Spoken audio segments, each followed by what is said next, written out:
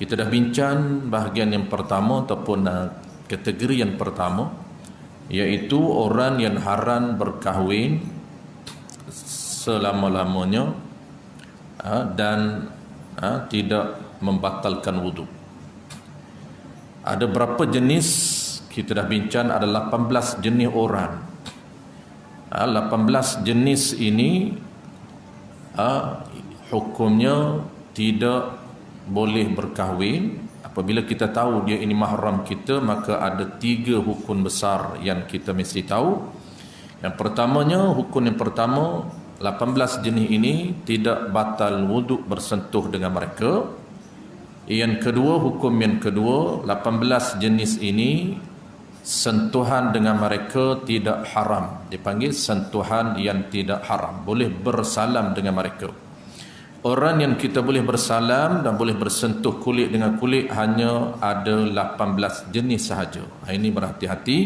Kalau silap, bahaya. Kenapa? Kerana boleh menyebabkan kita ini haram lagi pula berdosa. Dan hukum yang ketiganya melibatkan aurah. Dia ada 3 hukum dasar, 3 hukum besar. Kesan orang yang haram berkahwin selama-lama, iaitu hukum yang ketiga ialah aurah. Aurah mereka ini 18 jenis ini tak wajib dikatuk. Maksudnya aurah mereka hanyalah pusat hingga lutut sahaja. Baik, itu tajuk yang pertama. Dan kita dah tahu melibatkan 3 hukum besar: hukum wudu, hukum sentuhan yang haram, dan hukum aurah. 3 hukum. Dan kita masuk tajuk baru pada malam ini tuan-tuan, iaitu golongan orang yang haram berkahwin tetapi batal wudu. Ini dia yang perlu kita ingat, sebab kita bimbang tuan-tuan, takut kita tertukar dengan 18 jenis.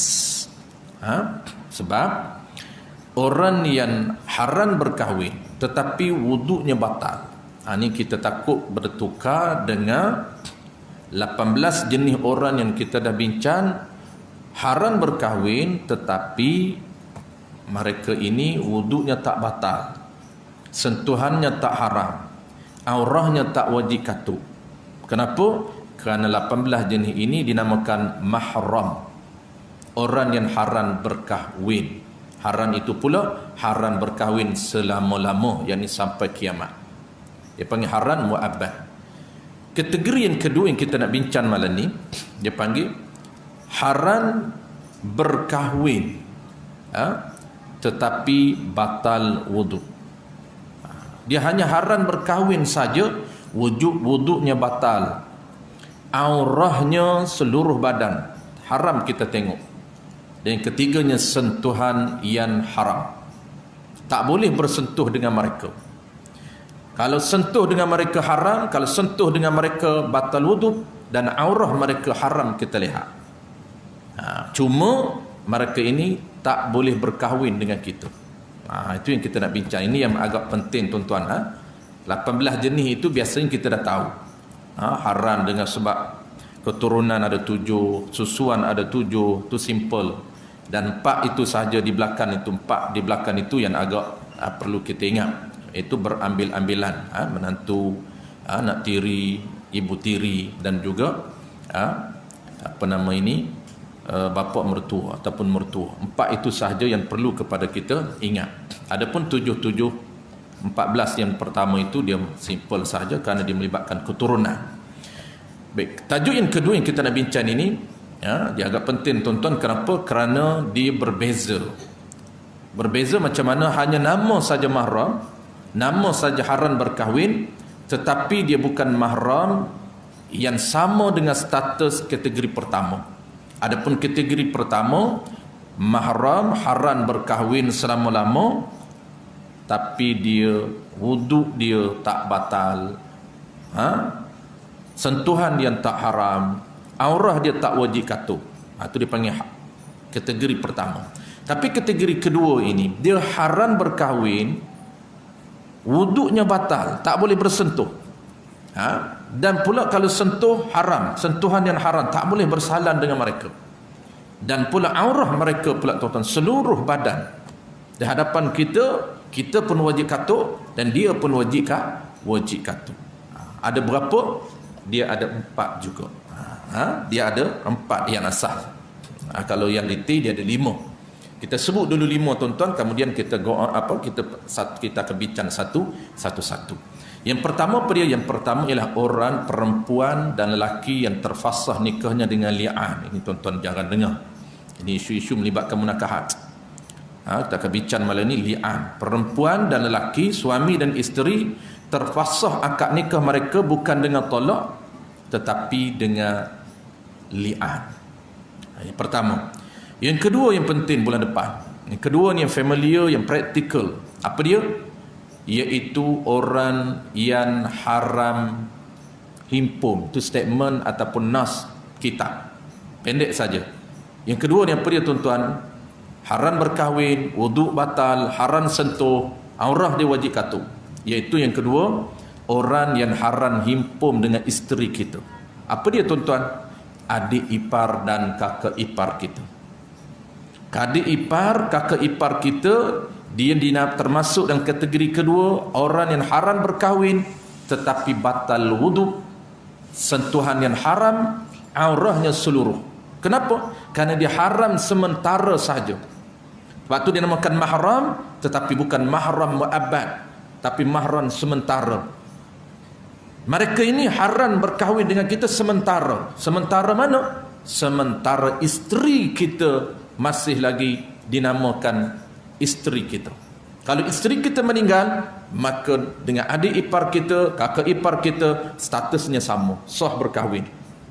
Haram berkahwin ini semasa isteri kita masih ada, masih belum terpasah dengan isteri kita. Sebab itu dipanggil haram sementara. Mahram juga, tetapi mahram sementara. Mahram sementara. Nah, ini yang kedua.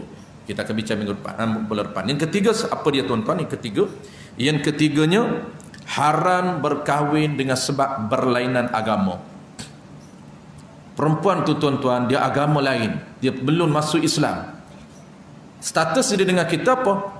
Namakan mahram. Kita haram berkahwin dengan dia. Haram berkahwin dengan dia, wuduk batal, sentuhan haram, dan aurah dia seluruh badan haram kita lihat. Tetapi statusnya dengan kita mahram. Apa makna mahram? Orang yang haram berkahwin. Dengan sebab apa haram berkahwin? Dengan sebab dia berlainan agama. Itu nombor 3. Orang yang berlainan agama termasuk mahram, tetapi mahram sementara. Apa makna mahram sementara? Sementara mereka belum masuk Islam. Apabila dia dah mengucap 2 kalimah syahadat, maka settle lah isu. Baik. Dan yang kita bilang dulu. Yang keempat apa dia? Yang keempatnya ialah haram dengan sebab isteri orang atau di dalam iddah orang. Nama mahram juga. Isteri orang tuan-tuan, dengan kita status mahram. Mana apa? Makna dia ini perempuan haram berkahwin dengan kita. Kenapa dia haram berkahwin dengan kita? Kerana dia adalah isteri orang ataupun di dalam iddah orang. Dah bercerai tetapi belum tamat iddah pun dinamakan mahram. Dan yang kelima yang terakhir tuan-tuan, mahram dengan sebab tolak 3. Apabila bercerai isteri dengan tolak 3, maka dinamakan mahram, orang yang haram berkahwin dengan kita. Dulunya halal, selepas ditolak 3, maka statusnya menjadi mahram dengan sebab menceraikan dengan tolak bilangannya 3 sebelum muhallil. Kita akan bincang semua tu tuan-tuan. Daripada 5 ini tuan-tuan, kita akan bincang malam ni 1 sahaja, iaitu orang yang haram berkahwin dengan sebab li'anun, dengan sebab li'an. Cuma dia berbeza. Saya kumpulkan 2 tuan-tuan supaya mudah kita ingat. Kalau dia detailnya ada 3. Li'am ini dia pengecualian, dia special case. Kenapa dia agak special? Kerana dia apabila li'am dipanggil mahram selama-lama sampai kiamat. Bahkan kata para ulama, di dalam syurga kalau mereka berdua ditakdirkan masuk syurga kedua-dua, mereka tidak boleh berkahwin di syurga. Ini li'an, bahaya li'an ini. Adapun kategori pertama, dia selama-lama juga, dia panggil mahram mu'abbad. Ada 18 jenis orang haram berkahwin. Kategori pertama mu'abbad, tetapi sampai kiamat. Masuk syurga boleh kahwin. Tidak ada lagi etika atau perundangan yang sama dengan perundangan di atas dunia ini. Dan syurga dia tak sama. Di atas dunia ini tuan-tuan, kategori orang yang haram berkahwin selama-lama, kategori pertamanya ialah 18 jenis orang. Kita dah settle bincang bulan lepas. Apa kategori pertama ni? Apa dia? Kategori pertama ni orang yang haram berkahwin selama-lamanya. Ada 18 jenis. Dengan sebab keturunan ada 7. Dengan sebab susuan ada 7. Dengan sebab berambil-ambilan ada 4. 7, 7, 4, 18. Mereka ini apabila masuk syurga, tidak ada lagi tegahan larangan daripada Allah Ta'ala untuk berkahwin. Mereka boleh berkahwin di syurga. Boleh berkahwin dengan ibu tiri di syurga. Boleh berkahwin dengan anak tiri di syurga. Boleh berkahwin dengan adik-beradik di syurga. Tidak ada lagi tegahan dan larangan. Tetapi li'an ini dia spesialnya, tegahan ini sampai dalam syurga. Kata para ulama di dalam kitab fiqh, kitab yang besar, kitab kita dia tak sebut. Dia sebut li'an saja, tapi kesan li'an sampai dalam syurga dia tidak detailkan. Itu dia punya spesialnya li'an. Tetapi kita combinekan supaya mudah tuan-tuan ingat. Kita hanya sebut 2 kategori saja, tidak melibatkan 3. Li'an ini kita masukkan dalam kategori yang kedua. Sebenarnya li'an ini dia kategori yang asin. Kenapa dia asin? Kerana dia haram selama-lama sampai dalam syurga. Itu dia haram. Tapi kita campurkan jadi 5 jenis. Kita kategorikan apa tuan-tuan? Kategorikan yang kedua ini, orang yang haram berkahwin selama-lama. Tapi ingat, silap. Orang yang haram berkahwin tetapi batal wudu. Mudah tuan-tuan ingat kategori kedua ni, selain daripada li'an, mudah ingat dia panggil haram mahram sementara. Apa makna sementara? Bukan sampai kiamat. Sementara ini sementara haram sahaja. Mana contoh sementara? Kita sebut tadi, ada 4 tadi sementara.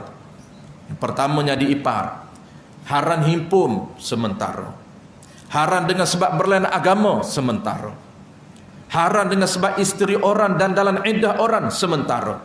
Habis iddah kembali balik, tidak lagi haram dengan kita. Dan yang last sekali yang keempat, apa dia contoh keempat tuan-tuan? Haram dengan sebab tolak 3. Sementara juga apabila muhallil, orang Melayu kata Cina buta, apabila settle selesai dia Cina buta dengan syarat-syarat yang dinyatakan oleh ulama, kembali balik, boleh dia kahwin balik dengan bekas isteri dia. Itu kita akan bincang bulan depan. Bulan ni tuan-tuan, maaf, kali ni kita hanya bincang 1 daripada 5 contoh ini. Apa dia? Iaitu haram dengan sebab li'an. Dia panggil haram tapi batal wudu. Haram batal wudu, sentuhan dia haram sentuh, lagi pula aurahnya seluruh badan. Itu dia berbeza. Dia hanya haram saja kahwin. Tetapi 3, 4 hukum, 3 kesan hukum dia tak sama. Dia tak sama dengan haram selama-lama. Itu mudah ingat. Qala al-musannif rahimahullahu ta'ala, adapun perempuan yang haram berkahwin dengan dia, perempuan itu berkekalan selama-lamanya sampailah dalam syurga. Tetapi sungguh perkata haram berkahwin selama-lama, tetapi batal wuduk bersentuhnya. Tapi batal wuduk, dia takut kita bertukar. Apabila sebut haram selama-lama, takut kita duduk samakan dengan 18 jenis orang. 18 jenis tu kita dah faham dah, kita dah bincang lama dah. 18 jenis ini dia haram berkahwin selama-lama, dan 3 hukum besar lagi pun sama. Hukum wuduk tak batal, hukum sentuhan tak haram, hukum aurah dia tak wajib katuk. Tapi di sini lain. Tetapi dia kata haram berkahwin tetapi batal wuduk bersentuh dengan mereka ini. Mana contoh dia? maka iaitu tiap-tiap perempuan yang sudah engkau berlian dengan dia dengan perempuan. Ini satu contoh saja, iaitu tiap-tiap perempuan yang engkau, yakni lelaki, berlian dengan dia. Lian ini tuan-tuan biasa jangan kita dengar lah, kerana dia melibatkan isu di jabat qadi saja. Kalau nak tahu isu lian, kena jumpa qadi. Kita memang jaranglah. Apa dia lian ni? Biasa kita dengar tolak, tuan-tuan, 1, 2, 3 tolak. Lian kita jangan dengar. Jangan silap dengan wati. Wati lain, lama silap. Wati ustaz jangan dengar juga. Tu memang jangan dengar, tapi buat selalu. Tak apa tu. Lian ni jangan buat. Apa dia lian? Baik, tuan-tuan nak tahu lian, dia istilah, dia term. Istilah di dalam sistem munakahat ataupun kekeluargaan Islam. Jadi begini tuan-tuan, mudah faham. Dia ada ikatan. Nikah ni Allah Ta'ala menetapkan sistem perkahwinan ini mesti diikat dengan lafaz.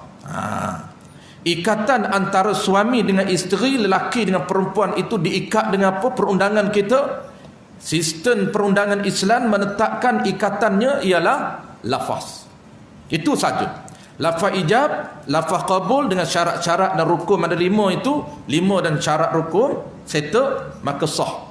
Apa dia sah? Sah ikatan lafaz ijab dan qabul. Dia panggil ikatan ataupun akad nikah yang sah.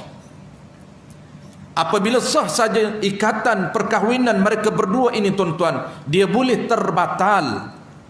Ikatan itu dia boleh terbatal, dia boleh terlerai ikatan itu dengan beberapa cara. Antara cara yang pertamanya ialah dengan lafaz. Lafaz apa dia? Dengan lafaz talak. Yang kedua, yang dengan lafaz li'an. Lafaz ni Allah Ta'ala sediakan untuk apa dia? Untuk merungkai ikatan. Untuk pasah ikatan. Pasah ni bahasa syarak, bahasa kita dipanggil terbatal ikatan. Daripada ikat ijab qabul kemah tuan-tuan, maka dia boleh terlerai, terpasah. Dengan apa? Dengan lafaz juga. Lafaz yang mengikat dan lafaz juga yang menanggalkan, meleraikan ikatan ini. Pertamanya kita faham lafaz pertamanya lafaz talak ada 1, ada 2, ada 3 bilangan. Kita akan bincang dalam bab at-talaq. Dia ada bab khusus tuan-tuan, dia ada topik khusus bincang tentang talak. Ini pun kena belajar. Takut kita mudah-mudah nak guna talak. Kena tahu macam mana terjatuh, tertolak, kena tahu semua. Yang kedua yang kita nak sebut malam ni tuan-tuan, nama dia li'am, lafaz juga. Lafaz li'anun. Apa dia li'am ini? Li'an ini tuan-tuan lafaz sumpah. Lafaz sumpah daripada lelaki dan sumpah daripada perempuan. Macam mana cara boleh bersumpah ini? Ini bahaya dia. Allah Ta'ala tak bagi guna peruntukan ini. Kesan dia sangat besar. Memang Allah sediakan li'am ini sebagai salah satu cara, jalan terakhir boleh guna li'an ini. Tetapi ingat kesan dia, mereka tidak boleh bersama sampai selama-lama. Mereka tidak boleh lagi nak bersama-sama, maksud nak bina balik ikatan, nak sambung balik ikatan, nak berkahwin balik. Allah tak benarkan sampai dalam syurga. Itu bahaya dia. Bercerai dengan li'an. Tapi orang tak panggil bercerai lah, orang panggil berli'an saja. Tapi mudah kita nak faham. Dah tuan-tuan biasa dengan cerai ni, mudahnya orang panggil cerai dengan li'an. Sebenarnya pelik lah kalau orang tahu. Cakap apa lagu tu dia kata, cerai lagi, li'an lagi, dua-dua bercakap ni. Macam orang kata, macam Kelantan, 50% tuan-tuan dia panggil sama. Pelik sikit. Pergi di Kedah dia panggil 5 kupan kan. Kelantan dia panggil sama. Jadi sama dengan 50% hak sama. Jangan pergi sana cakap saya berapa harga ni? Sama dan 50%. Pelik. Sama tak perlu bohdam lah, hak sama je. Samah tu maksud dianya 50 sen. Sana dia pelik istilah tuan-tuan, satu. Samah tu makna satu amah. Dia ada 2 amah. Dia ada 3 amah. Amah tu dia merujuk kepada 50 sen. Kalau 2 amah RM1. 3 amah RM1.50. Itu bahasa-bahasa pelik lah, ikut negeri lah. Negeri tuan-tuan mungkin ada bahasa lain. Jawa ikutlah. Jadi kita ni mudah tuan-tuan nak faham. Bercerai dengan li'an. Bercerai tu tolak 1, 2, 3. Li'an ni li'an. Li'an ni apa? Sumpah. Macam mana boleh berlaku sumpah ni tuan-tuan? Dia cerita dia begini. Boleh berlaku sumpah ini apabila suami apabila suami menuduh isteri dia berzina. Ini kembali balik dalam bab hudud. Kita tak sempat lagi belajar, dia modul akhir dalam sistem perundangan Islam tuan-tuan. Dia last sekali ialah jenayat. Mula toharah, dia sapa jenayat. Jenayat tu modul yang terakhir. Lengkaplah kalau sampai boleh study jenayat, lengkaplah. Jadi kita ni tak sempat lagi belajar jenayat, toharah pun tak habis lagi. Tapi tuan-tuan dah habislah sebab tu dah naik munakahah. Dia modul toharah, modul yang first pertama, settlekan. Basuh nak basuh kecil macam mana, basuh berok macam mana. Tak belajar ustaz, saya tahu dah. Kena belajar sebab tata kelola dan tata cara yang diajarkan oleh Nabi kita. Basuh kecil ni, kalau ikut basuh ni orang jahiliah pun dia basuh lama dah. Bukan makna orang jahiliah ni berok tak basuh, bukan. Cuma basuh dia tak kena cara dengan syariat kita saja. Dia syariat berbeza tuan-tuan. Zaman Nabi Musa syariat dia lain. Zaman Nabi kita Muhammad syariat dia berbeza. Akidah sama tapi syariat berbeza. Akidah dia sama. Nabi mana pun akidah asyhadu an la ilaha illallah wa asyhadu anna Muhammadar Rasulullah. Tetapi syariat Allah Taala bezakan. Yang paling cantik sekali syariat ni tuan-tuan, undang-undang yang paling cantik ringan ialah Nabi kita. Dia tidak terlalu ekstrim. Tidak terlampau rigid, tidak terlampau ekstrim, tidak terlampau berat untuk lakukan. Seperti syariat Nabi Musa sangat ekstrim, sangat berat untuk umat dia lakukan. Dia tak basuh dengan air tuan-tuan. Nabi Musa dia tak basuh najis, dia tak basuh dengan air, dia tak boleh basuh. Kalau najis ini dia nak cara basuh najis, air tidak mensucikan najis. Melainkan dia berok saja basuh dengan air, tak basuh dengan tanah juga. Tetapi kalaulah dia kena di baju, baju mesti gunting buang. Kena tukar beli baju lain. Tak boleh nak semayang dengan baju yang kena najis, basuh dengan air tak suci. Syariat Nabi Musa. Sebaik kita ni ringan, tidak beli baju hari-hari. Nak pakai solat tak boleh, kena najis saja beli baju baru. Ringan syariat kita, ringan pun tak boleh nak ikut. Syariat pertama bersuci, yang kedua ibadat. Ada 4 ibadat, 4 fasal, 4 rukun. Lepas ibadat apa dia tuan-tuan? Muamalat ketiga, modul ketiga muamalat, sistem pengurusan harta benda. Yang keempat naik bertemu dengan kita. Yang keempat sistem kekeluargaan. Ini modul keempat dalam perundangan Islam. Tuan-tuan ini dah masuk modul yang keempat daripada 5 modul. Modul yang terakhir pun dia tuan-tuan, kita langkau, kita tak sebut faraid.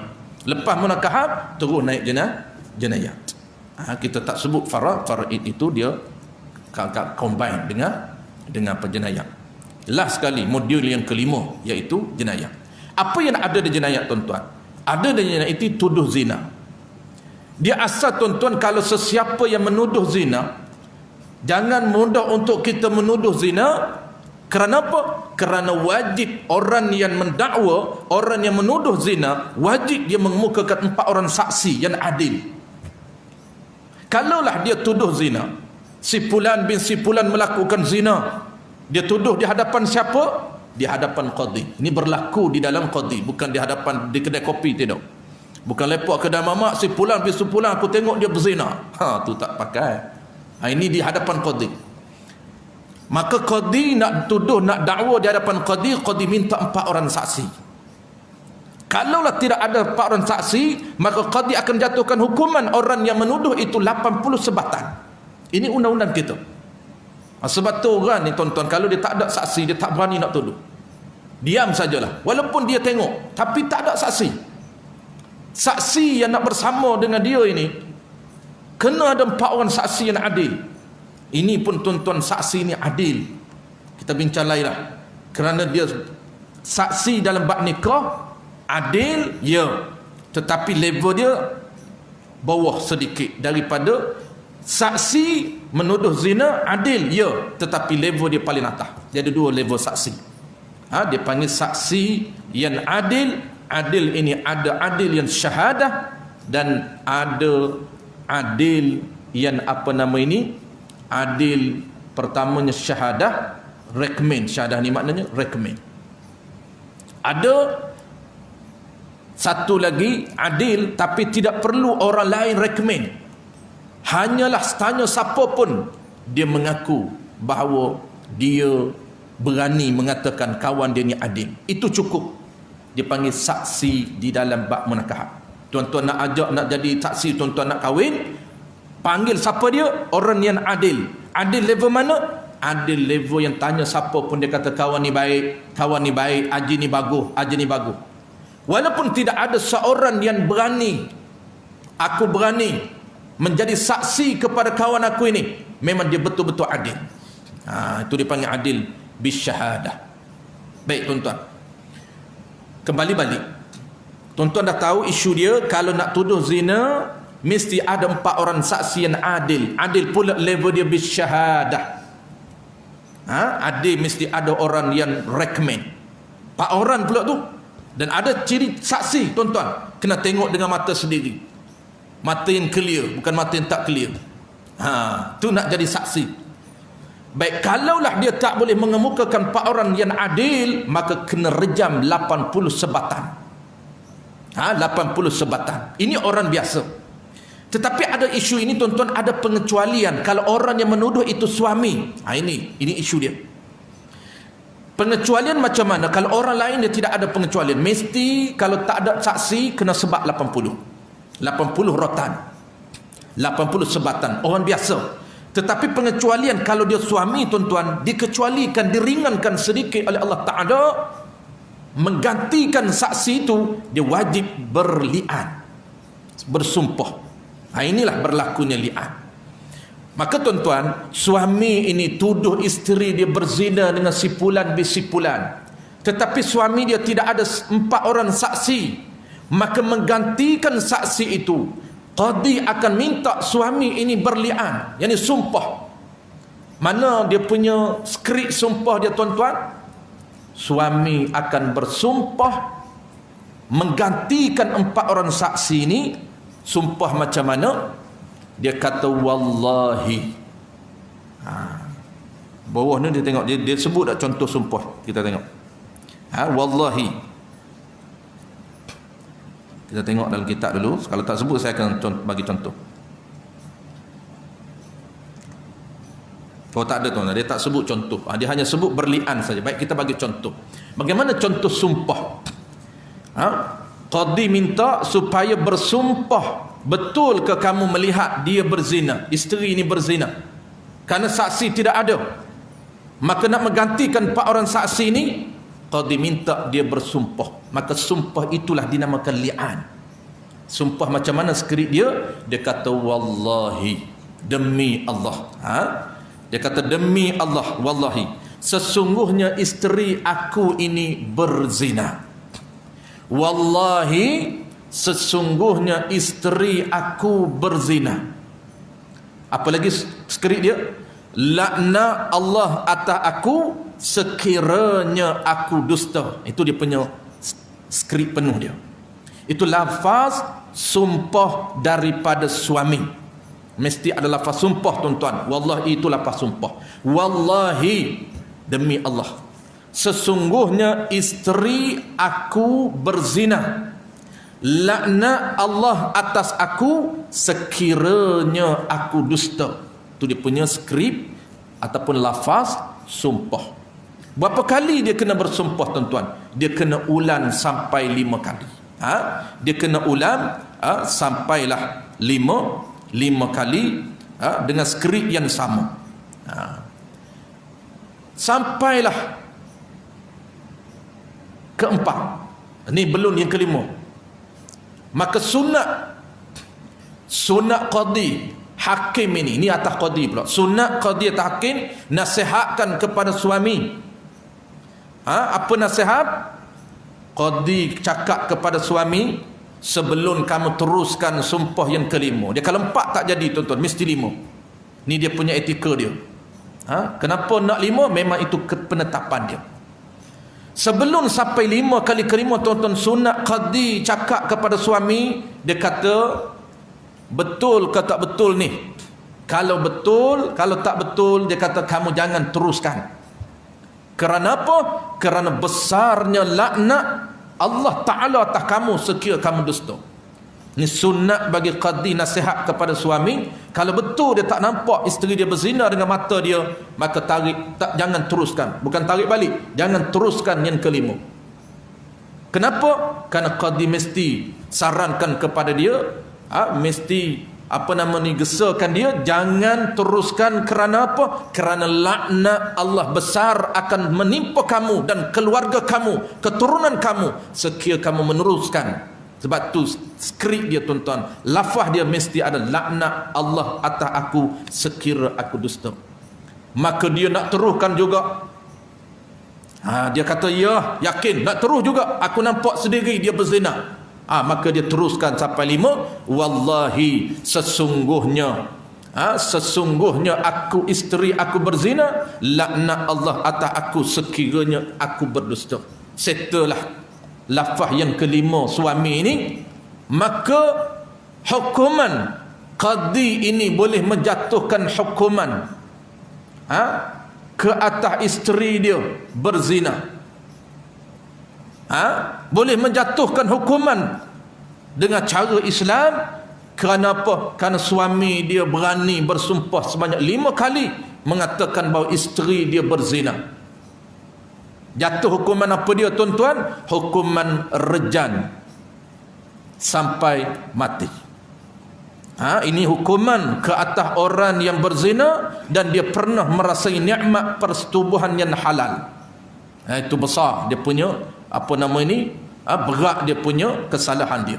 Dia beza. Orang yang tak pernah merasai nikmat persetubuhan yang halal, kalau dia berzina, hukuman dia beza dengan orang yang pernah merasai nikmat persetubuhan halal tapi dia berzina lagi, berat, rejam sampai mati. Baik, ada satu cara, tuan-tuan, nak mengelakkan daripada hukuman ke atas isteri. Apa cara nak mengelakkan daripada dijatuhkan hukuman hudud ke atas isteri? Maka isteri ini ada peluang untuk bela diri dia di hadapan qadi. Dengan apa dia, tuan-tuan? Dengan bersumpah. Isteri berani bersumpah, bermakna dia tak buat, tak melakukan. Macam mana sumpah isteri? Sumpah isteri sama juga, wallahi aku tidak berzina. Wallahi sesungguhnya aku tidak melakukan zina. Laknat Allah atas aku sekiranya aku dusta. Ini dia panggil sumpah balas balik.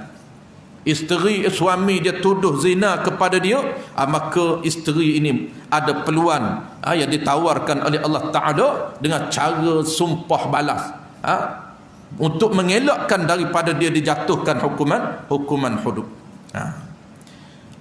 Wallahi, isteri kata sebanyak 5 kali, wallahi sesungguhnya. Dia boleh dengan lafaz yang lain. Lafaz macam mana? Wallahi, lafaz dakwa balik.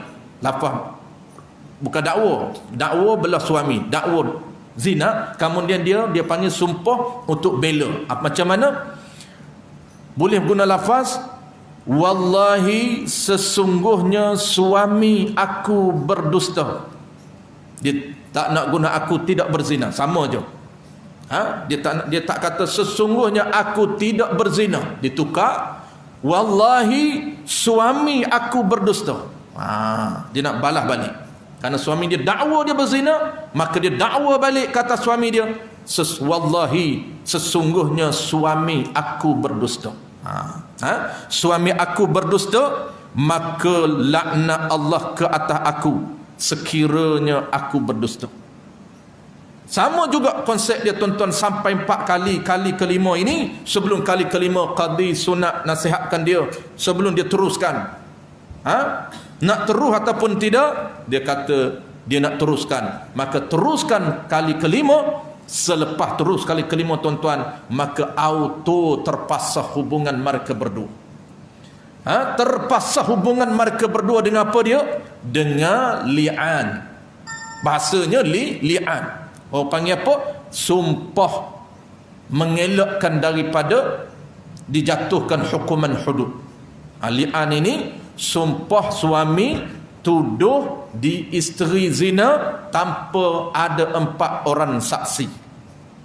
Nak elakkan daripada suami kena sebab 80, mesti dia kena berani bersumpah, wallahi isteri aku berzina. Isteri pula nak elak daripada jatuh hukuman hudud, mesti dia bersumpah mengatakan suami dia berdusta, laknat Allah atas aku sekira aku dusta. Selesai saja tuan-tuan. Ini asas yang kita sebut. Dia adalah perkara-perkara sunat banyaklah, kita tak sempat sebut. Sunat ini di pihak qadi. Sunat dia bagaimana, hari apa dia nak sumpah, tempat macam mana dia nak sumpah, waktu bila sunat sumpah untuk dapat pahala-pahala. Pahala lebih sunat bila waktu dia sumpahnya. Itu di dalam bab li'an kita akan belajar. Baik. Apabila tuan-tuan, apabila selesai saja dia bersumpah kali kelima, isteri ini sumpah balah, maka auto terpasah dipanggil. Auto terpasah hubungan mereka ini, hubungan suami isteri terpasah. Terlerai ikatan mereka ini. Dengan apa dia? Dengan li'an. Maka kita nak bincang ni tuan-tuan, poin apa yang kita nak bincang, poin apa yang kita nak kena tahu, li'an ini termasuk haram berkahwin selama-lama sampai kiamat, bahkan sampai di dalam syurga. Kalau takdir mereka berdua masuk syurga, mereka tidak boleh bersama di dalam syurga. Dan tetapi ingat, dia beza sedikit dengan kategori pertama. Kategori kedua ni beza di mana? Dia hanya haram kahwin selama-lama, tetapi wuduknya batal wuduk. Bersentuh dengan bekas isteri kita, batal wuduk. Sentuh dengan isteri kita, haram bersalam. Dulu masa berkahwin, masa dalam ikatan yang elok lagi, sentuhnya halal. Aurah seluruh tubuh halal kita tengok. Selepas bercerai dengan li'an, hanya haram berkahwin dengan dia, tetapi 3 lagi tak boleh. Apa dia 3 lagi tak boleh? Sentuh dengan dia ini batal wuduk, sentuh dengan dia ini haram, dan aurahnya seluruh badan. Dulu kita boleh tengok aurah dia, apabila berli'an saja seluruh badan haram kita melihat bekas isteri kita. Itu dia punya yang pertama. Kita ada 4 lagi tuan-tuan, insya-Allah 4 lagi kita akan bincang bulan depan. Apa dia 4 lagi? Yang saya sebut di awal tadi, 4 lagi antara benda penting yang kita nak bincang ialah yang kedua, haram sementara ini. Kategori kedua ini dia termasuk haram sementara, tetapi batal wuduk, sentuh haram, aurat seluruh badan. Siapa yang kedua tuan-tuan? Haram himpun. Itu statement nas kitab lah, haram himpun. Kita ni kita panggil apa? Contoh haram himpun, adik ipar, kakak ipar. InsyaAllah kita akan bincang bulan depan. Dan kita akan detailkan himpun ni tuan-tuan. Maksud haram himpun ini, apa maksud haram himpun? Itu kita kena tahu insya-Allah bulan depan. Boleh tak kita nak himpun sekali? Maksud himpun ni, himpun dalam satu akad. Bukan satu akad serentak, akad 2 orang isteri, bukan. Dalam tempoh akad tuan-tuan suami, dalam tempoh masih lagi isteri kita, tak boleh kita samakan. Kita akan bincang bulan depan. Boleh tak samakan dengan isteri kita dengan ibu tiri dia? Bukan ibu tiri kita, ibu tiri dia. Kita nak kahwin dengan ibu tiri isteri kita. Isteri kita dok ada lagi, tapi ibu tiri isteri kita dah janda. Kita nak letak sekali lah, mudah. Boleh tak Zelin? Bulan depan orang lain tak boleh tanya, sebab orang lain dah kota dah penuh. Zelin masih banyak kota lagi. Wallahu a'lam. Dah azan kan? Bismillahirrahmanirrahim. Alhamdulillahi rabbil alamin, wassalatu wassalamu ala asyrafil anbiya'i wal mursalin wa ala alihi wa ashabihi ajma'in. Allahumma faqihna fid din wa 'allimna ta'wil waj'alna minal ulama'il 'amilin waj'alna minal mukhlisin. Wa sallallahu ala sayyidina Muhammad wa ala alihi wa baraka wa sallam walhamdulillahi rabbil alamin.